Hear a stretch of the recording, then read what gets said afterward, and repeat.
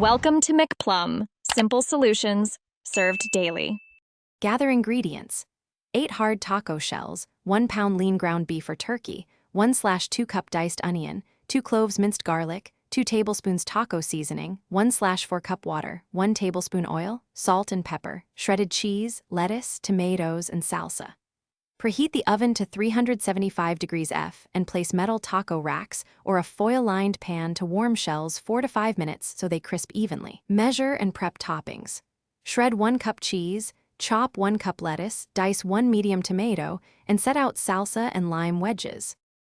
Heat a skillet over medium-high and add 1 tablespoon oil, then brown 1 pound of lean ground beef or turkey until no pink remains and juices reduce.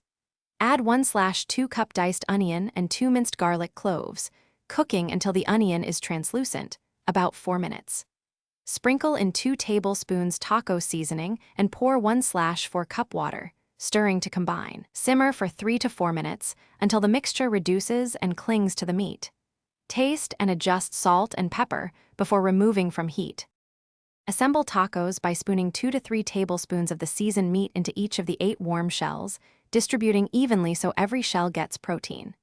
Add 1 tablespoon shredded cheese per taco, about 2 tablespoons chopped lettuce, and 1 tablespoon diced tomato. Finish with 1 tablespoon salsa and a squeeze of lime for brightness. Serve immediately to maintain crisp shells. For leftovers, store components separately. To reheat assembled tacos, bake at 350 degrees F for 5 minutes or microwave for 20 seconds. Noting the microwave will soften the shells.